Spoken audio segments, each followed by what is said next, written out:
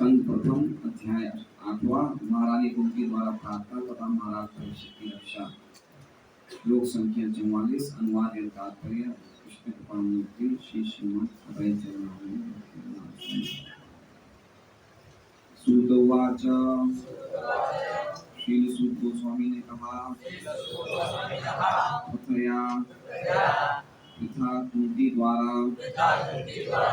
इत्थम ये कलपदे चुने हुए शब्दों द्वारा परिणुत पूजित होकर अखिल संपूर्ण हृदय यश मंदम मंद मंद जहास मुस्कुराए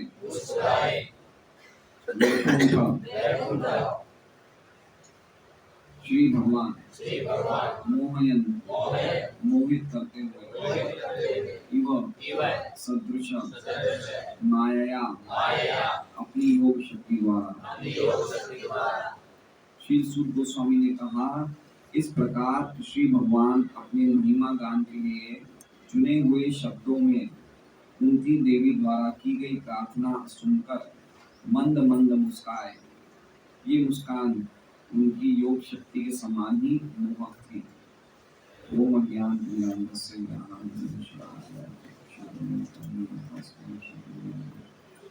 श्री चैतन्य मनोभीष्टम स्थापितं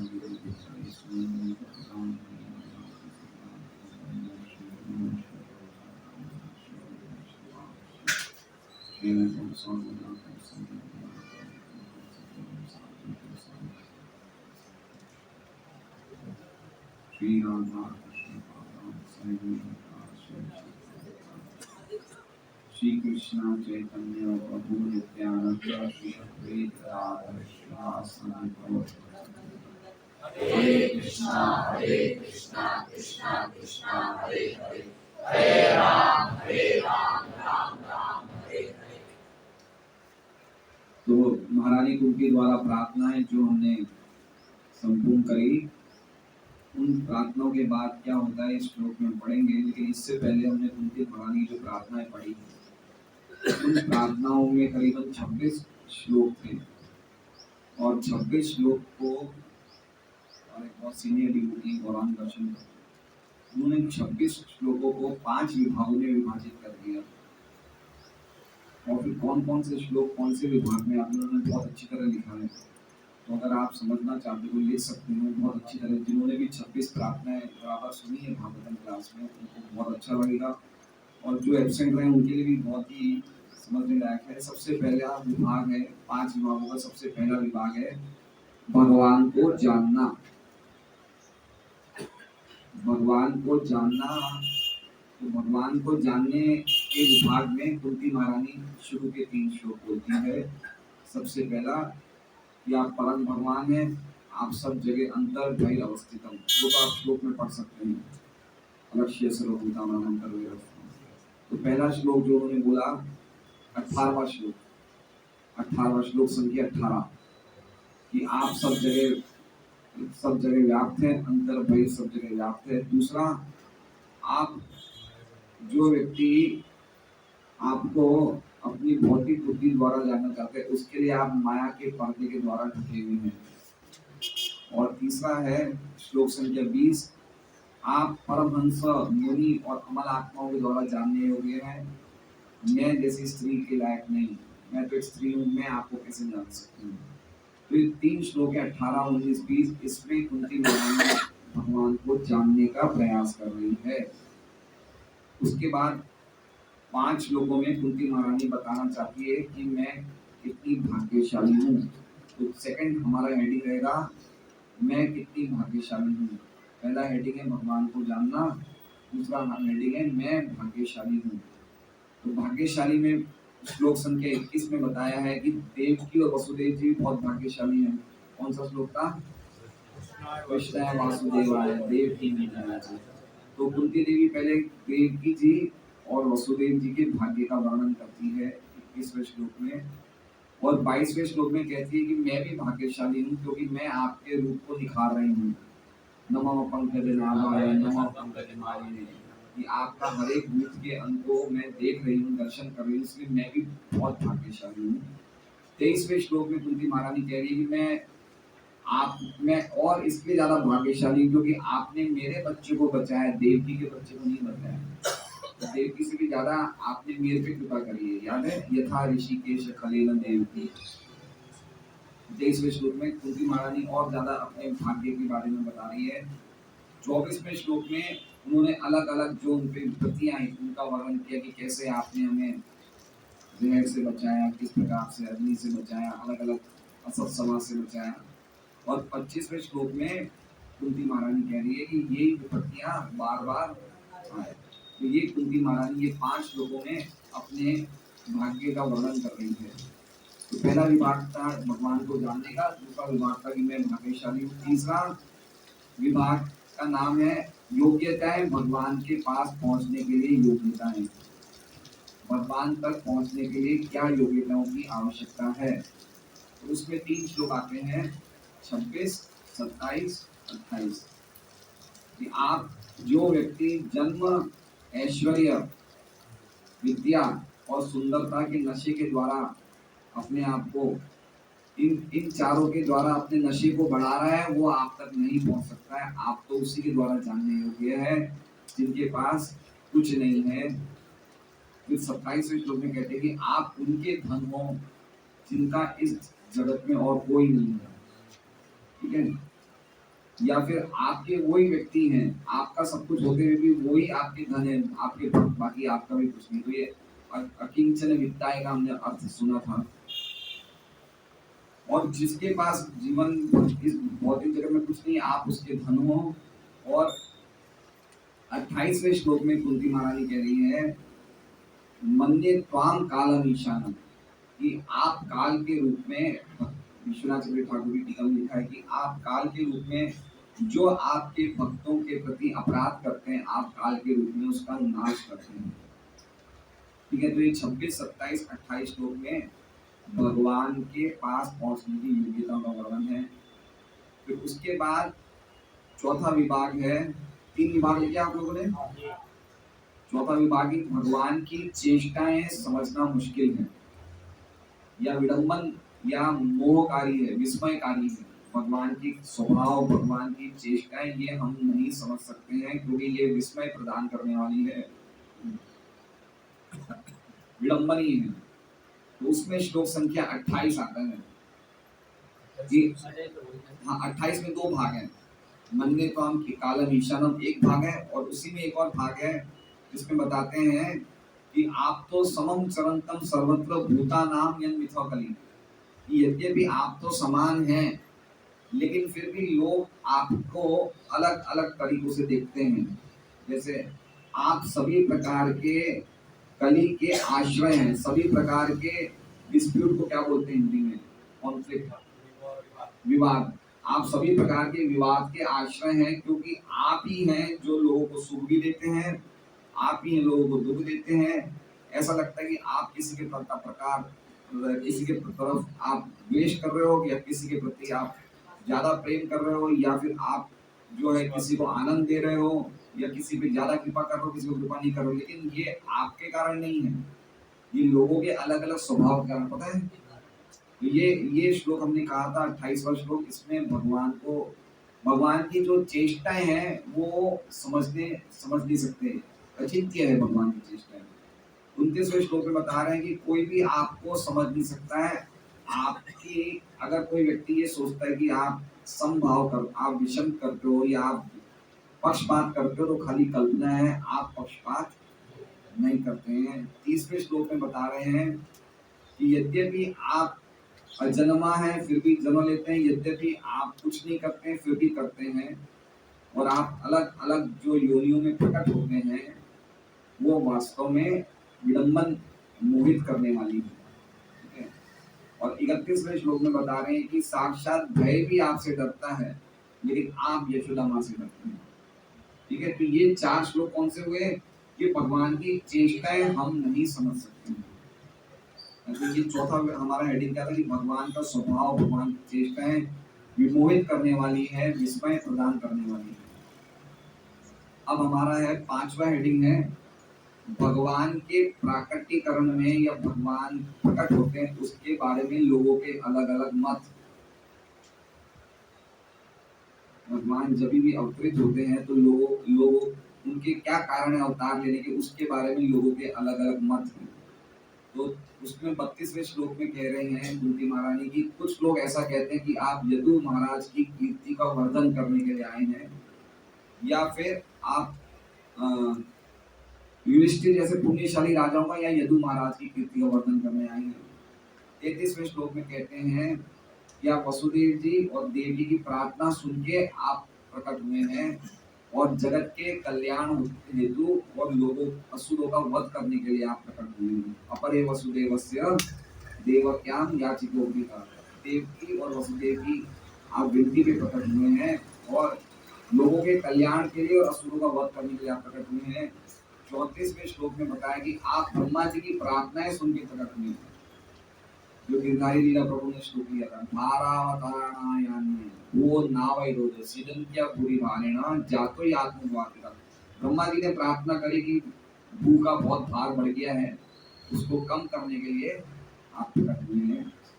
35वें श्लोक में आपका सच्चा कारण है आने का। क्या कारण है? भक्ति को वापस आप पुनः जागृत करने के लिए जिससे कि लोगों का परम कल्याण हो, लोग श्रवण कीर्तन में लगे, आपकी पूजा में लगे। इसके लिए आप सच्चा कारण तो ये है कि लोगों को वापस भक्ति के नियमों को में लगाने के लिए आप आए हैं।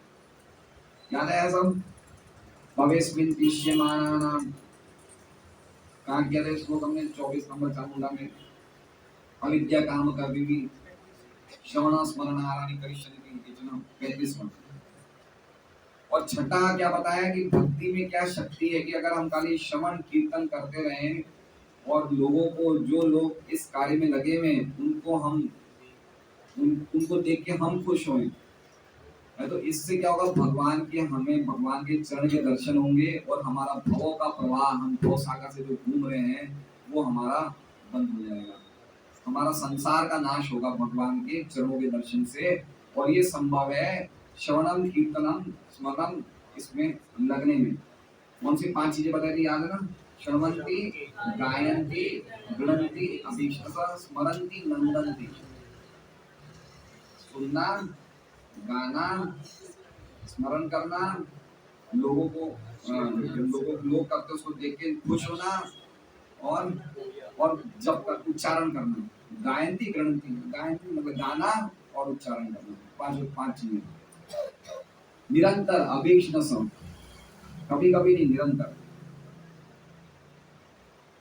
तो ये भगवान के जन्म के बारे में लोगों के अलग अलग मत है। और आखिरी जो विभाग है छठा विभाग है वो है कि कुंती महारानी भगवान के और ज्यादा साथ को मांग रही कि भगवान का और संग मिल जाए, है ना। तो आखिरी जो श्लोक है 5-6 श्लोक है वो भगवान जाए नहीं, भगवान का संग हमें मिलता रहे उसकी प्रार्थना कर रही है। तो 37वें श्लोक में कुंती महारानी कह रही है कि अभी सभी राजा हमसे शत्रुता में लगे हुए हैं, आप चले जाएंगे तो हमारा क्या होगा। ठीक है। 38वें श्लोक में बोलेंगे जो हम यदुओं का और जो पांडवों का जो कोई भी नाम या जो कुछ भी हमारी ख्याति है सामर्थ्य है वो सब आपके बिना उसकी कुछ है ही नहीं। जैसे आत्मा के बिना इंद्रियों का कोई सामर्थ्य नहीं, उसी प्रकार अगर आप चले गए तो हम यदुओं का और पांडवों का कोई औकात नहीं है उनकी। ये बताना चाहती है 29वें श्लोक में। और 40वें श्लोक में बता रही है कि जो भी हमारी समृद्धता है, जो भी हमारे राज्य की समृद्धता है या हमारे नगर की समृद्धता है, जो हमारे परिवार की समृद्धता है, वो सिर्फ इसलिए कि आप हमें देख रहे हैं तब अभिषिक्त है, आप हमें देख रहे हैं। और 41 के श्लोक में और ज्यादा संग मांगने के लिए कह रही है कि मेरे पारिवारिक स्नेह है पांडवों से और विष्णु से, उस पारिवारिक स्नेह को आप काट दीजिए। और 42वें श्लोक में कह रही कि मेरा मन आपकी तरफ इसी प्रकार भागता है जिस प्रकार गंगा जी की धारा समुद्र की तरफ प्रवाहित होती है। और आखिरी श्लोक में भगवान को प्रणाम कर रही है। 43वां श्लोक जो हमने शनिवार को कहा था। श्री कृष्ण सखा विष्णु ऋषभ अवनी दृक् राजन्य वंश दहना अनापवर्ग वीर्य गोविंद वो सुरार भक्ति अवतार योगेश्वर अखिल गुरु भगवान नमस्ते। ठीक है, तो ये बहुत सुंदर, उन्होंने बहुत अच्छा लगा, मैंने कल देखा। मैंने कहा चलो आप लोग को मैं शेयर कर लूँ, और ये मैं उस पर ग्रुप में भी डाल देता हूँ। अगर आप लोग ने लिख नहीं पाए तो आप ग्रुप में भी देख सकती हैं। वो फिर इंग्लिश में होगा, फिर आपको अपने बच्चों से पूछना पड़ेगा, अगर इंग्लिश नहीं आती है तो ग्रुप में भी डाल दिए। 6 पॉइंट है, 6 5 में 6 26 श्लोक। अब जब कुंती महारानी ने प्रार्थनाएं करी तो अब क्या होता है आगे, भगवान क्या रिस्पॉन्स देते हैं उस पे श्लोक है। तो सूत वाच मतलब सूत गोस्वामी ने कहा, प्रत्ययेत मतलब पृथा के पुत्री, राजा पृथु की पुत्री पृथा।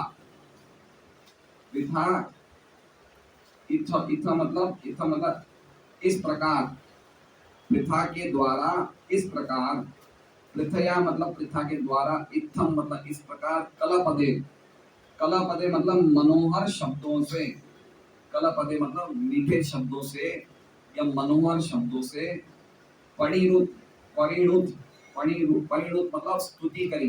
क्या करी? स्तुति करी। अखिलोदय, अखिलोदय, अखिलोदय मतलब अखिल मतलब संपूर्ण, उदय मतलब यश वाले, वैकुंठो मतलब भगवान। वैकुंठ का अर्थ क्या होता है? भगवान का धाम भी वैकुंठ बोलते हैं, और भगवान को भी अलग अलग जगह वैकुंठ गुणानुवर्णने। ये भौतिक जगत में क्या है? कुंठ है।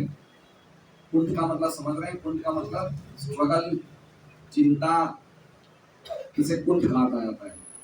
तो जैसे ही हम भगवान, जैसे ही हम भौतिक जगत में आते हैं, माँ के गर्भ में जैसे ही हम होते हैं, तब से हमारा स्ट्रगल शुरू हो जाता है।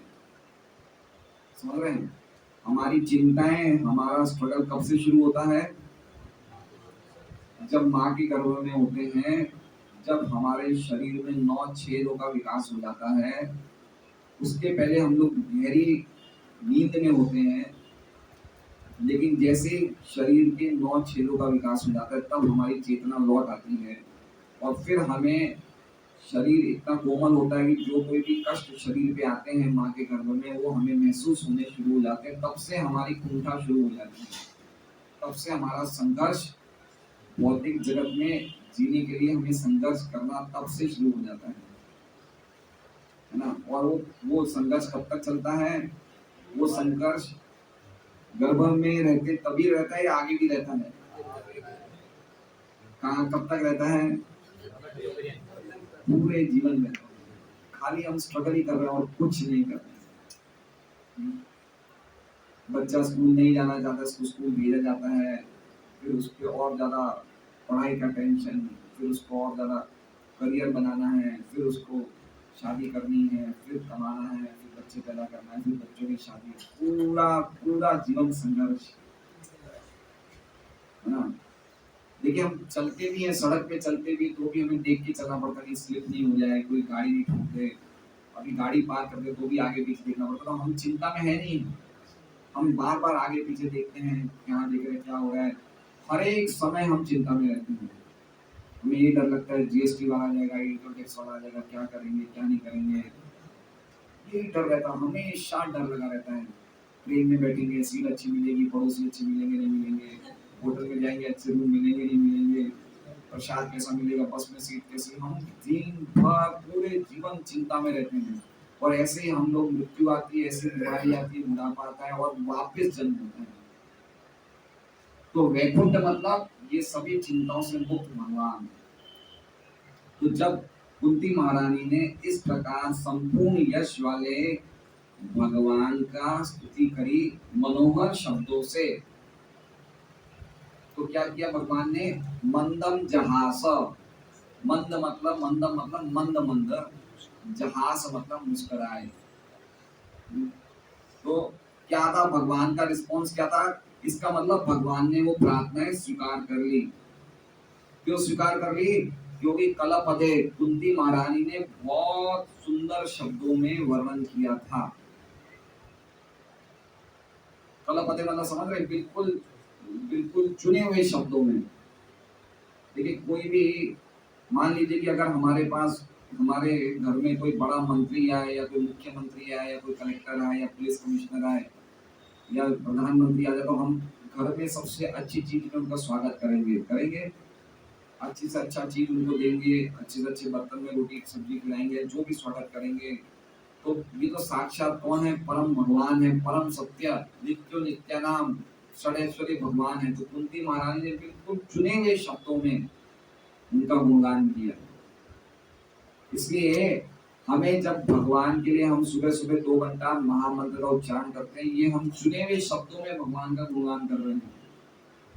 तो उस टाइम हमें कैसे करना चाहिए? बिल्कुल हृदय से, जैसे कुंती महारानी ने कलपदे, उसी प्रकार से हमें भगवान का गुणगान में लगना चाहिए। तो भगवान मंदम जहां से, भगवान हमारी प्रार्थना स्वीकार करेंगे।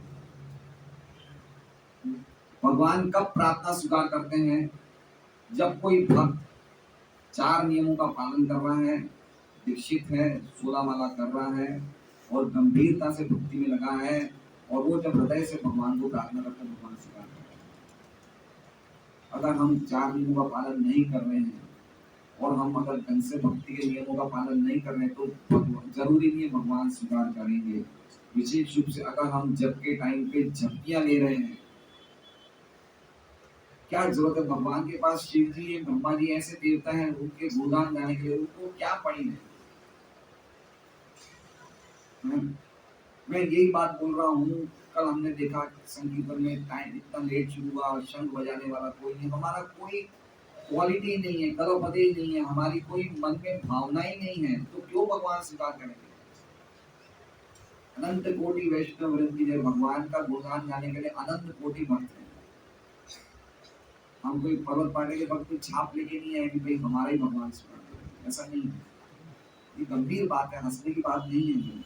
कि हम लोग क्या झपकी ले रहे हैं, जब करते टाइम क्यों सुनाए स्वीकार करेंगे भगवान? और हमारा उद्देश्य है कि भगवान मुस्कुराएं बस। मंदम जहां सब, भगवान मुस्कुराते हैं तो पूरा जगत अखिलोदय, अखिलोदय का अर्थ एक होता है संपूर्ण यश वाले, और अखिलोदय का मतलब ये होता है कि संपूर्ण जगत खुश हो जाता है जब भगवान मुस्कुराते हैं। अखिल उदय, अखिल उदय मतलब संपूर्ण जगत के लोगों का यश और वैभव और उनका सौभाग्य का उदय हो जाता है जब भगवान मुस्कुराने लगते हैं। इसलिए हमें प्रयास करना चाहिए कि हमें जो हम जप कर रहे हैं वो बहुत अच्छी तरह करें, अच्छी क्वालिटी में करें। जो भी कार्य हम कर रहे हैं भक्ति में, अपनी कैपेसिटी के हिसाब से, जो भगवान ने हमें कैपेसिटी दी है। नरसिंह भगवान जब प्रकट हुए और जब उन्होंने हिरण्यकशिपु को मारा, तो उतने जबरदस्त क्रोध में थे कि ब्रह्मा, शिव जी, लक्ष्मी जी सब पास खड़े थे, लेकिन वो भी उनके पास नहीं गए। तो फिर ब्रह्मा जी ने प्रहलाद महाराज को बोला आप जाओ।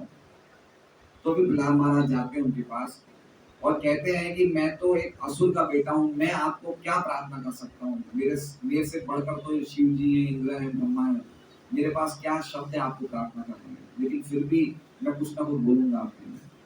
तो पॉइंट ये नहीं है कि हम छोटे व्यक्ति हैं तो प्रार्थना नहीं कर सकते, भगवान बड़ों की सुनते, भगवान सबकी सुनते हैं।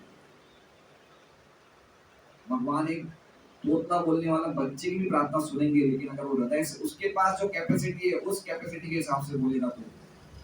लेकिन अगर हम असावधानी से, तो जब आप एक कोई आपके घर में कोई सरकारी अफसर भी आ जाएगा, आप उसके भी साथ असावधानी से बात करो तो उसको अपराध लगेगा, तो भगवान को नहीं लगेगा? नहीं लगेगा। अभी समझिए यहाँ का कोई डिस्ट्रिक्ट मैजिस्ट्रेट आ जाए, गोपालगंज कोई वकील है, इनके घर में डिस्ट्रिक्ट मैजिस्ट्रेट, और उनके साथ ढंग से बात नहीं करता, उसको भी फील होता है। तो भगवान भी एक व्यक्ति है, कोई पत्थर थोड़ी है। उनको फील होता है, उनको दर्द होता है कि कैसे व्यक्ति मेरा नाम ले रहा है, कैसे जप कर रहा है, कैसे कीर्तन कर रहा है, कोई मन में भावना ही नहीं है। भगवान भाव ग्रहण कर रहे हैं, भाव ग्राही नाम है। भगवान का एक नाम है उत्तम श्लोक। उत्तम श्लोक मतलब जगत के सबसे उत्तम श्लोकों द्वारा भगवान का कीर्ति का गायन होता है।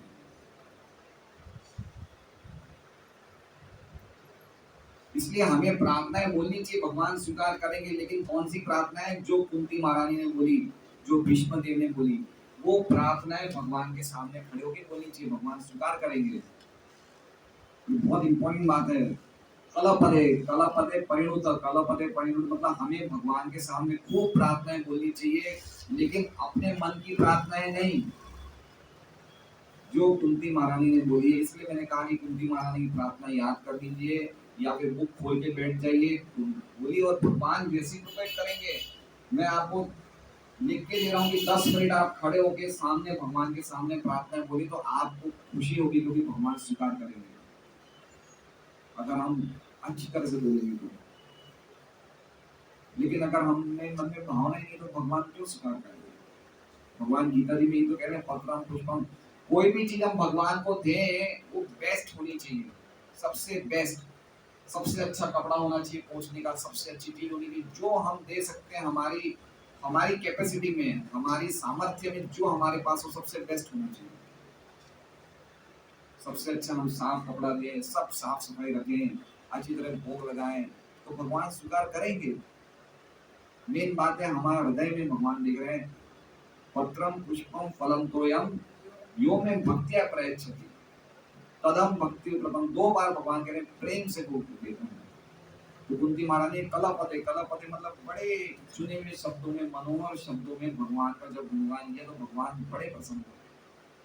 और भगवान भी प्रसन्न लगे, भगवान स्माइल कर रहे हैं। तो हमारे कार्यों से अगर भगवान मुस्कुराने लगे तो समझिए कि हमारे कार्य सफल हो गए। इसलिए सबसे इम्पोर्टेंट बात है हमारा भावना, जबकि जो भी भक्तिमय कार्य कर रहे हैं उसमें हम बड़े सावधान होने चाहिए। तो मंदम जुहास वैकुंठ मोहयन इव माया। तो माया मतलब योग शक्ति के द्वारा मोहयन, मोहित करते हुए के समान, इव मतलब के समान, मोहयन मोहित करते हुए। तो आप अपनी योग शक्ति के द्वारा जैसे आप लोगों को मोहित करते हो, उस प्रकार आप मंद मंद मुस्कुराने लगे। तो यहाँ पे भगवान माया के द्वारा नहीं मुस्कुरा रहे। माया का विश्वनाथ ठाकुर कहते प्रेम, भगवान प्रेम और करुणा के द्वारा मुस्कुराए कुंती महारानी पे, माया के द्वारा नहीं मुस्कुराए। ठीक है, वो समझ रहे हैं आप? कुंती महारानी द्वारा इस प्रकार मनोहर शब्दों से स्तुति करते हुए संपूर्ण यश वाले भगवान की तो क्या हुआ, अपनी योग शक्ति के द्वारा मोहित करते हुए के समान मंद मंद मुस्कुराने लगे। इस श्लोक का आज का हमारा अनुमान है।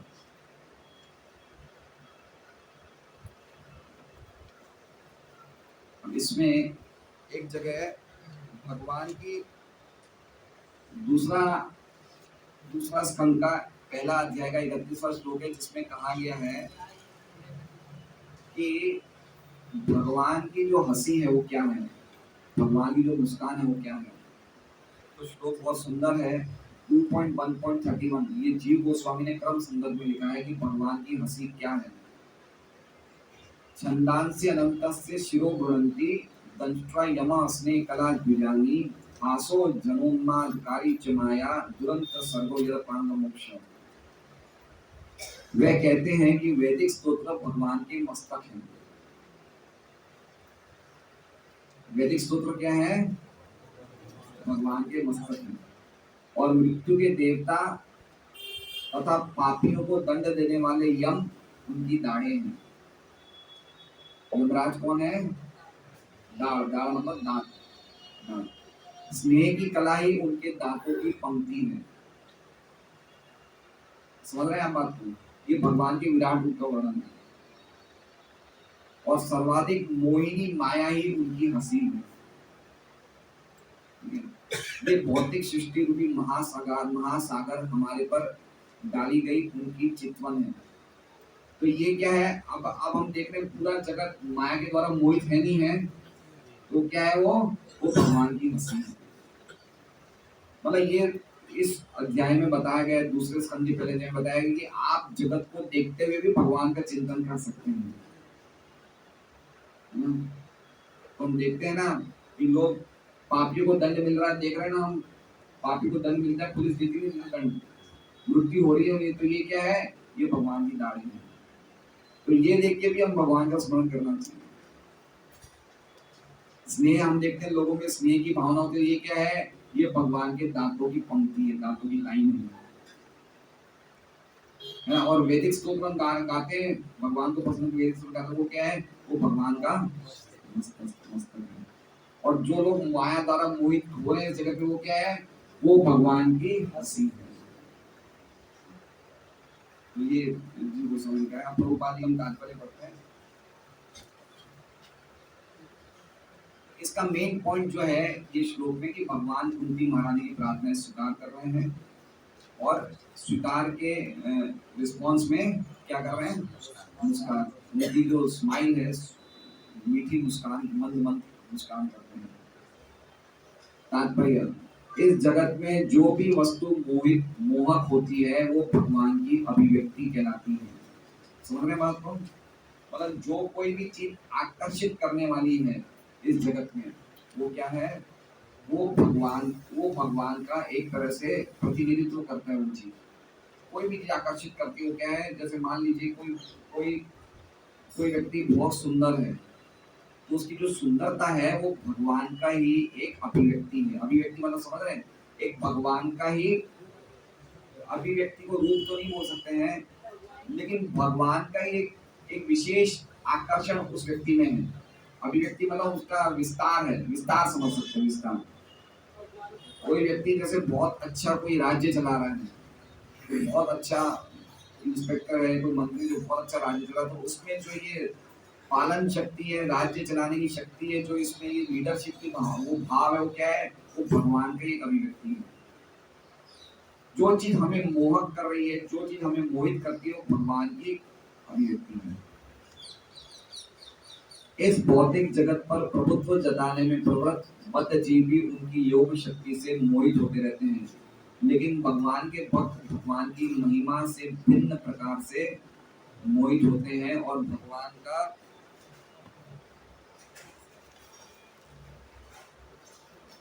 भगवान का कृपापूर्ण आशीर्वाद उन्हें प्राप्त होता रहता है। तो समझ रहे हैं बात को?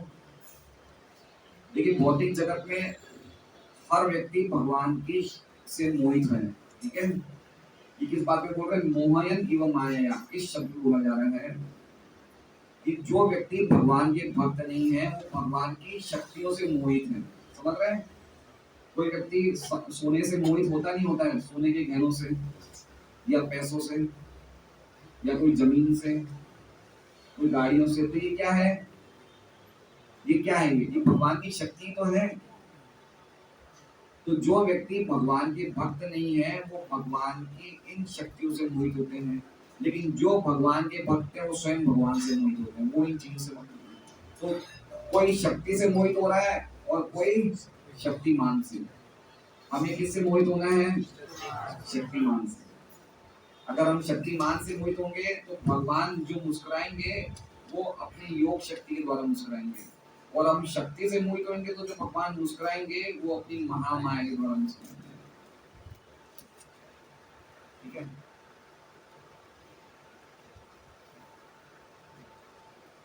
इसलिए इसलिए भक्त लोग भी पूरे जगत को देखते हैं, भगवान का ऐश्वर्य देखते हैं, लेकिन वो सब जगह देखते हैं इसमें भगवान की महानता है, उस व्यक्ति की महानता नहीं है। जैसे कोई बहुत बड़ा वैभवशाली व्यक्ति है, बहुत धनी है, तो भक्त देख रहे हैं सब तो भगवान की मानते हैं, वो हर जगह भगवान को देखेंगे। लेकिन जो भक्त नहीं होगा, वो क्या देखेंगे? वो देखेंगे भाई उसके पास, उस व्यक्ति से आकर्षित हो जाते हैं, भगवान से आकर्षित नहीं होते हैं।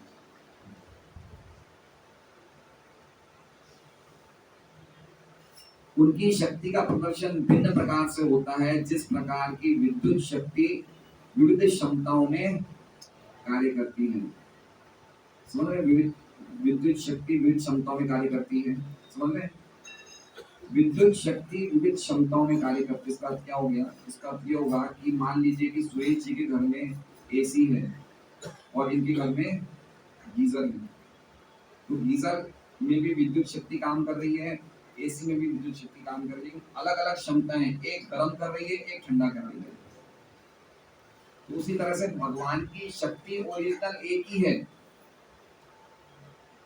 ओरिजिनल एक ही है आध्यात्मिक शक्ति, लेकिन जब उस शक्ति का दुरुपयोग हम अपने लिए करते हैं तो वो माया शक्ति हो जाती है, और जब वो सदुपयोग भगवान के लिए करते हैं तो वो योग शक्ति, योग माया शक्ति हो जाती है। समझ रहे हैं? हम उस शक्ति का कैसे, किस प्रकार से हम उपयोग कर रहे हैं।